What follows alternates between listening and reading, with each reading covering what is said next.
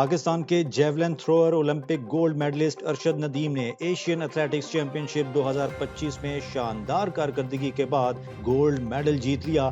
جنوبی کوریا میں جاری ایونٹ میں ارشد ندیم نے آخری تھرو میں 86.40 میٹر پھینک کر سب کو پیچھے چھوڑ دیا۔ ان کی تھرڈ تھرو 85.57 میٹر تھی، جس سے انہوں نے ابتدائی طور پر پہلی پوزیشن حاصل کی تھی۔ ارشد ندیم کی پہلی تھرو 75.64، دوسری 76.80 جبکہ تیسری 85.57 میٹر رہی۔ بھارت کے سچن یادو 85.16 میٹر تھرو کے ساتھ چاندنی، اور جاپان کے یوٹا ساکیاما 83.75 میٹر تھرو کے ساتھ کانسی کے تمغے کے حقدار بنے۔ سری لنکا کے رمیش تھرانگا ابتدائی برتری کے باوجود 83.27 میٹر کے ساتھ چوتھے نمبر پر رہے۔ یہ بات بھی قابل ذکر ہے کہ ایشین ایتھلیٹکس کی تاریخ میں پاکستان نے آخری مرتبہ 1973 میں فلپائن میں یہ ایونٹ جیتا تھا۔ اللہ داد نے جیولن تھروئر اور محمد یونس نے 800 میٹر ریس میں گولڈ میڈل حاصل کیے تھے۔ ارشد ندیم کی فتح پاکستان کے لیے نصف صدی بعد ایک تاریخی لمحہ ہے۔ چیئرمین پاکستان کرکٹ بورڈ نے ارشد ندیم کو شاندار کامیابی پر مبارکباد دیتے ہوئے کہا کہ ارشد نے قوم کا سر فخر سے بلند کر دیا ہے۔ امریکی صدر ڈونلڈ ٹرمپ نے کہا ہے کہ اسرائیل اور حماس کے درمیان جنگ بندی کا معاہدہ جلد طے پا سکتا ہے۔ انہوں نے ایران کے ساتھ جوہری معاہدے کے قریب پہنچنے کا بھی اندیا دیا ہے۔ اوول آفس میں گفتگو کرتے ہوئے ٹرمپ نے درآمد شدہ اسٹیل پر ٹیرف 50% تک بڑھانے اور چینی صدر سے تجارتی معاملات پر بات چیت کا اعلان کیا۔ تعلیم سے متعلق ان کا کہنا تھا کہ غیر ملکی طلبہ کی امریکہ میں موجودگی برقرار رہے گی۔ ادھر حماس نے امریکی جنگ بندی تجویز پر تحفظات ظاہر کیے ہیں، جبکہ اسرائیل نے دھمکی دی ہے کہ اگر معاہدے کو تسلیم نہ کیا گیا تو سنگین نتائج ہوں گے۔ وزیراعظم شہباز شریف امن و امان کے حوالے سے جرگے میں شرکت کے لیے ایک روزہ دورے پر کوئٹہ پہنچ گئے۔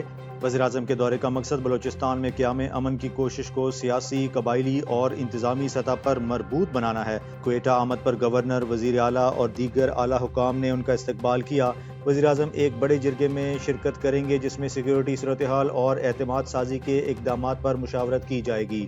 وہ سوراب دھماکے کے زخمیوں کی عیادت بھی کریں گے اور صوبائی قیادت سے براہ راست مشاورت کریں گے۔ آئی ایم ایف نے پاکستان کی جانب سے بٹ کوائن مائننگ اور آرٹیفیشل انٹیلیجنس کو بجلی کی فراہمی پر تشویش کا اظہار کیا ہے۔ ذرائع کے مطابق آئی ایم ایف نے حکومت سے وضاحت طلب کی ہے کہ یہ اقدامات قرض پروگرام کے دائرے میں مشاورت کے بغیر کیوں کیے گئے۔ بجلی ٹیرف اور کرپٹو کرنسی کے قانونی سٹیٹس پر بھی سوالات اٹھائے گئے ہیں۔ ورچوئل اجلاس میں اس معاملے پر تفصیلی بات چیت متوقع ہے۔ وزیر خزانہ اور وزارت خزانہ کے ترجمان نے سرکاری موقف دینے سے گریز کیا ہے۔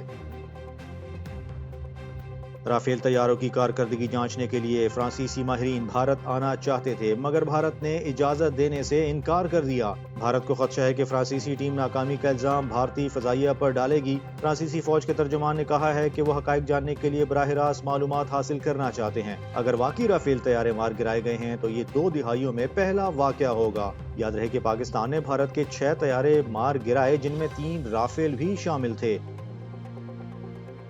31 مئی 1935 کی رات کا آغاز کوئٹہ میں عام راتوں جیسا ہی تھا۔ لوگ اپنے گھروں میں سو رہے تھے، شہر خاموش تھا، مگر پھر رات کے 3:03 پر زمین اچانک لرز اٹھی۔ 7.7 شدت کے زلزلے نے چند لمحوں میں کوئٹہ شہر کو ملبے کا ڈھیر بنا دیا۔ ایک قیامت تھی جو لمحوں میں ٹوٹ پڑی، جس میں 30 سے 50 ہزار زندگیاں ختم ہو گئیں۔ ریلوے اسٹیشن کی مین دیوار پر جاں بحق افراد کے نام کندہ ہے، اور جناح روڈ پر تعمیر کردہ یادگار اس رات کی دہشت یاد دلاتی ہے۔ اس سانحے میں نواب یوسف عزیز مگسی، جو اس وقت کوئٹہ جیل میں قید تھے، بیرک گرنے کے باعث شہید ہو گئے۔ وہ بلوچستان کے معروف دانشور اور صحافی تھے، جن کا اس المیہ میں جانا ایک عظیم نقصان تھا۔ برطانوی حکومت نے بعد ازاں 7 ٹائپ گھروں کی منظوری دی تاکہ دوبارہ ایسا نہ ہو، لیکن افسوس آج کوئٹہ میں 1100 سے زائد بلند عمارتیں بلڈنگ کوڈ کی سنگین خلاف ورزی کے ساتھ تعمیر ہو چکی ہیں۔